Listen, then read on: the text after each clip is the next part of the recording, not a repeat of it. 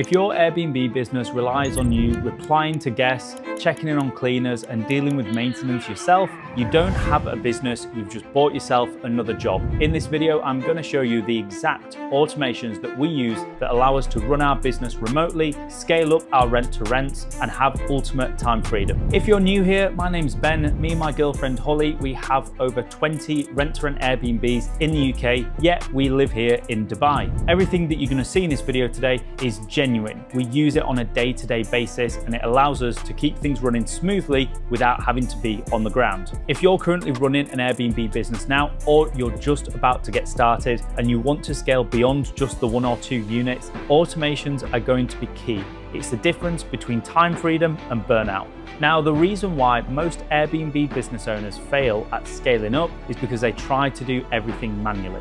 Now, the problem is you're always going to be glued to your laptop or phone, but the worst part of it is you're not going to be able to leave your city, let alone your country. By having automations in place, it solves all of these issues. It removes you from the day-to-day. So to kick things off, we're going to lead with automation number 1, which is a channel manager.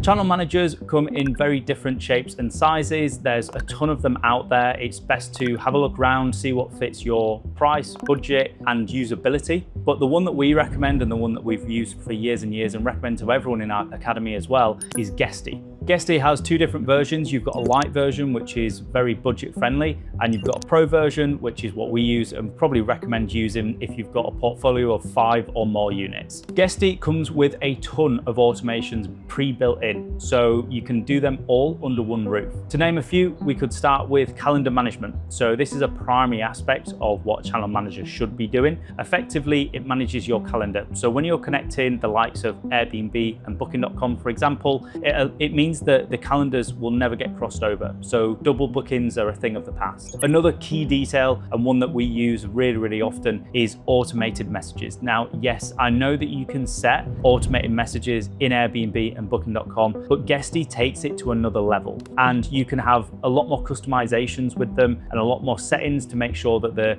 guest is receiving the correct message at the right time, but also make sure that they're not receiving the message at the wrong time. Automated messages are going to save you a ton of time. It's information that's constantly repeated. You'll end up copying and pasting if you don't have these set up, and it takes up a lot of your time and headspace. The main purpose of using automated messages means that you can send check-in information, check-out information, check in with the guests during their stay, but also chase them for reviews long after they've stayed. As we all know, communication with guests is key, and it only ever leads to 5-star reviews. Here's a top tip for writing automated messages. One thing that people do wrong with automated messages is write them out like they're a robot. Yes, I know you know that it's an automated message, but the guest might not. So by having that personable touch to it, it just means that the guest is having a better experience overall.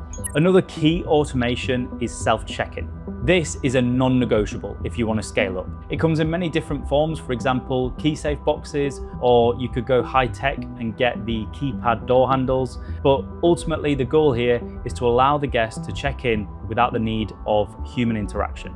Whilst the main benefit is obvious, the fact of you don't need to be around to let the guest in, or your cleaners out hanging around waiting for the guest to arrive and they're delayed on their train or plane, however it might come about, the huge benefit that a lot of people don't realize is that when you search on Airbnb, self-check-in is actually one of the highest sought after filters. So as a guest is filtering through properties in a particular city, they are usually clicking on self-check-in. Why do they do that? Well, let's be honest, in this generation, most people like to have a frictionless process, whatever scenario it might be. Airbnb is certainly one of those. Think about it as a guest yourself and put yourself in their shoes, right? You are lugging heavy suitcases up flights of stairs, lifts around town. The last thing you want to do is have a 20-minute walkthrough about how the dishwasher works and how to use the central heating. We can overcome all that by just having instructions on how to get into the property. Let them settle in themselves first. That leads on nicely to another automation, which is welcome booklets.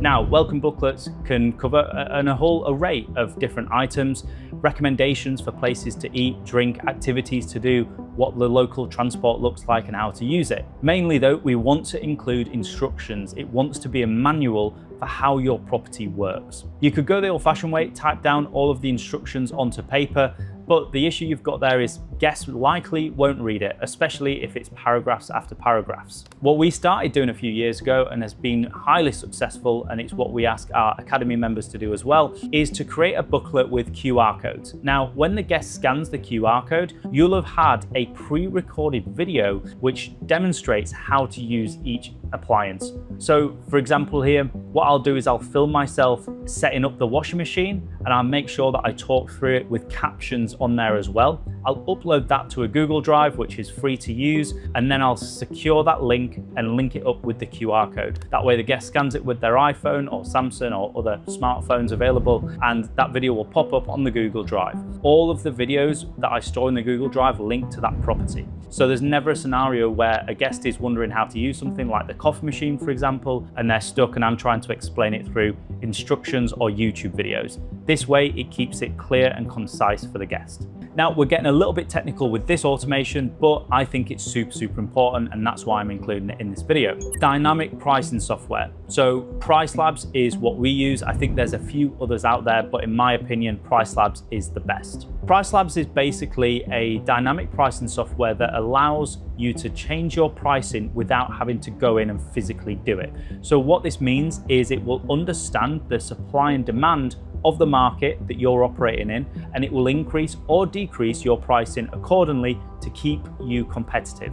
Back when we first started in the first year, I would literally scope out the first 12 months or the next 12 months, and I would understand which dates are going to be of high demand, okay? And with those, I would then increase the price. The problem with that is times change. So once a week, I would have to go in and make sure that we're still competitive with the market. It was a really long, lengthy process and took up a ton of my time. Now with Price Labs, it's all done automatically. I set up the same customizations to each property on day one when it goes live, and then Price Labs does the rest. I probably jump in now once a month just to check that things are correct still, and maybe adjust a few things, tweak a few things on seasonality. But apart from that, I just leave it to do its thing. And it's always done a fantastic job for us. Honestly, it's worth its weight in gold. Now, last but not very least, because this is the most important automation out of everything. If you don't have this secured, if you don't have this done properly,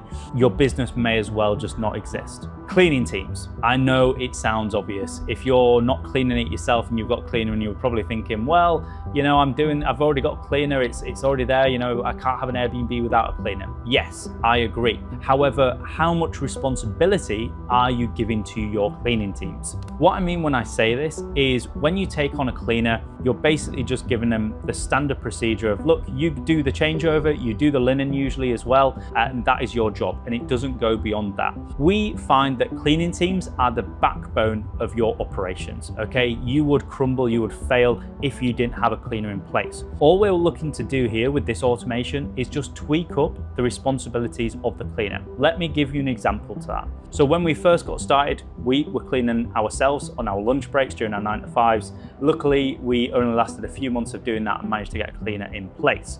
Now, what we didn't understand for a couple of years was there was additional tasks that the cleaners could take on, which they didn't mind doing, and they would just charge us the standard rate because guess what? They were going already, and we weren't utilizing that enough. That meant that I was driving all around to our Airbnbs and doing low value tasks. Now, I've learned over the years that these low value tasks were a complete waste of my time. My time was more valuable than driving around and sorting out little bits and bobs. And I'm talking simple things like resetting the Wi-Fi router or changing something that there was a small maintenance job like a light bulb, right? All these sort of things, all these things can be changed and done by a cleaning team. So my advice here is if you've got a cleaner in place already or you're about to hire a cleaning team, make sure that you outline the responsibilities that you would like to give them, and of course you're going to pay them fairly for this. You know, typical, it's going to be their standard hourly rate. Okay, so you're looking between 10 to 20 pounds maybe, depending on whereabouts in the UK you are.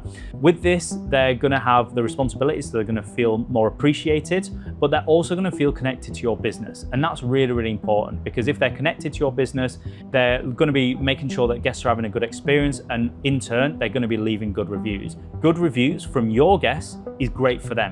because they can then show off your listing to other prospects that they have that are thinking about using their services and say, hey, look how good the reviews are about cleaning on my customer's listing here already. This is why you should work with me. So it's definitely a benefit to them in the long term as well. And to take this one stretch further, and this is actually what we did, we had a cleaner for about 2 to 3 years. He was fantastic. He took everything in his stride. He was really proud of his work, but he also took on extra tasks that we asked of him, and of course we paid him fairly for. We saw that he was really bought into our business, and what we did was we promoted him to a operations manager. Okay, so that essentially means that we pay him a retainer each month of a few £100s. The more tasks he does, the more money he earns from that, on top of his cleaning costs. Okay, so he's now fully part of our business, and he's there as an operations manager, which means the guest experience has elevated over the last 12 to 18 months that we've had him in place. That has been such a change for our business, and it has allowed us to move abroad without having the trust or the worry issues that any other cleaner would have with you.